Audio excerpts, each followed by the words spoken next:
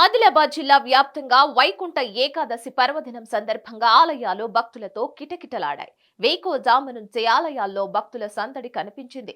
ముక్కోటి ఏకాదశి, స్వర్గద్వార ఏకాదశిగా సైతం పిలువబడే ఈ వైకుంఠ ఏకాదశి సందర్భంగా ఆలయాల్లో ప్రత్యేక పూజలు నిర్వహించి ఉపవాసం ఆచరించడం ఆనవాయితీగా వస్తుంది.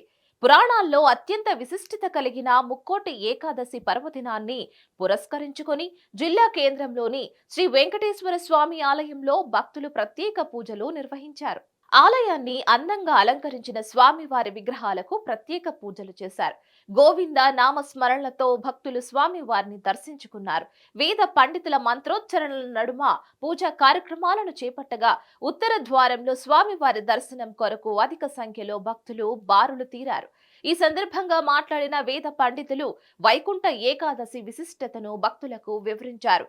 ధనుర్మాసంలో వచ్చే విశేష పండుగలలో వైకుంఠ ఏకాదశి ఒకటని, ఈ పర్వదినాన స్వామివారిని దర్శించుకుంటే శుభం కలుగుతుందని పేర్కొన్నారు. శ్రీమత్యై విష్ణు చిత్తార్య మనోనందన హేతవే నందనందన సుందర్యై గోదాయై నిత్యమంగళం కర్కటే పూర్వఫల్గుణ్యాం తులసీ కాననోద్భవాం పాండే విశ్వంబరాం గోదాం వందే శ్రీరంగనాయకీ. జయ శ్రీమన్నారాయణ. ఓం నమో వెంకటేశాయ.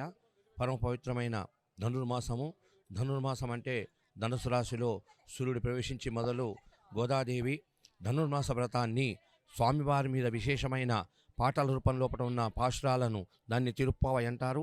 ఈ నెల రోజులు కూడా ధనుర్మాస వ్రతాన్ని చేసి భోగి రోజు సంక్రాంతి కంటే ఒక రోజు ముందు గోదాదేవి రంగనాథుణ్ణి వివాహమాడిన రోజుతోని ఈ ధనుర్మాసం ముగుస్తుంది. ఈ ధనుర్మాసములో విశేషంగా ఈ ముక్కోటి ఏకాదశి, వైకుంఠ ఏకాదశి వస్తుంది. ఈ వైకుంఠ ఏకాదశి రోజు వైకుంఠ లోపట శ్రీమన్నారాయణుడు గరుడ వాహనారూఢై 33 కోట్ల దేవతలకు దర్శనాన్ని ప్రసాదిస్తాడు. దాన్ని పురస్కరించుకొని మనం కూడా ఇక్కడ ఈ వైకుంఠ ద్వారాన్ని, ఈ ఉత్తర ద్వారాన్ని ఏర్పాటు చేసుకొని ఆ వైకుంఠ ద్వారం ఉత్తర ద్వారం గుండా స్వామివారిని మనందరం కూడా దర్శనం చేసుకోవాలనే ఒక మంచి సంకల్పంతో ఈ ధనుర్మాసం లోపల మన ఆదిలాబాదు జిల్లా కేంద్రంలో వేంచేసి ఉన్న బాలాజీ వెంకటేశ్వర స్వామి మార్వాడి ధర్మశాలలో వేంచేసి ఉన్న వెంకటేశ్వర స్వామి ప్రాంగణం లోపల ఉత్తర ద్వారాన్ని ఏర్పాటు చేసుకొని ఈరోజు ఉదయం నుంచే స్వామివారికి తిరుప్పావై సేవాకాలము, అదేవిధంగా భక్తులందరికీ కూడా గరుడ వాహనం లోపల వేంచేసి దర్శనాన్ని ప్రసాదిస్తున్నాము. ఈరోజు ఈ కార్యక్రమానికి ఈ ధర్మశాల మారుడు పంచాయత్ భవన్ యొక్క ట్రస్ట్ బోర్డు మెంబర్సు, చైర్మన్ గారు బజరంగలాల్ అగర్వాల్ గారు, తర్వాత ఈవో రమేష్ గారు, రాజమౌళి ఇన్స్పెక్టర్ గారి సిబ్బంది సహకారంతో భక్తులకు ఎక్కడ కూడా ఏ విధమైన ఆటంకాలు కానీ ఏ అసౌకర్యం కలగకుండా అన్ని సౌకర్యాలు ఏర్పాటు చేయడం జరిగింది.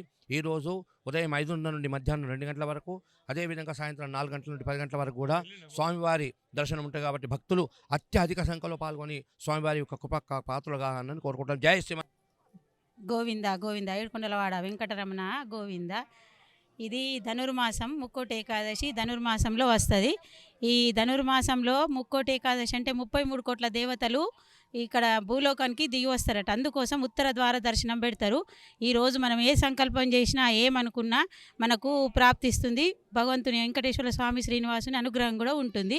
అందుకోసం ఈరోజు 5:30కే ఎక్కడైనా వెంకటేశ్వర స్వామి ఎక్కడున్నా, ఏ ఊరిలో ఏ యాత్రలలో అయినా 5:30కు ఉత్తర ద్వారం తెరుస్తారు. ఆ ద్వారంలో దర్శనం చేసుకుంటే చాలా శ్రేష్టం, మోక్షం అనుకునే అయితే. అందుకోసమని మేము కూడా ఒక 25-30 మంది ఉన్నాము. రోజు ప్రొద్దున వస్తాం. ధనుర్మాసం 7 గంటల ఆరతికి మేము ఇక్కడ ఉంటాము. ఈ ముక్కోటి ఏకాదశి అంటే చాలా శ్రేష్టము, చాలా మహిమ గలది. వెంకటేశ్వర స్వామి అందరికీ అనుగ్రహం ఇవ్వాలి. ధనుర్మాసం వెంకటేశ్వర స్వామి గుళ్ళో అరేంజ్మెంట్స్ చాలా బాగా చేశారు. రోజు మేము నెల రోజులు ధనుర్మాసం పొద్దున ఆరతికి వస్తాము. చాలా మంచిగా అనిపిస్తుంది.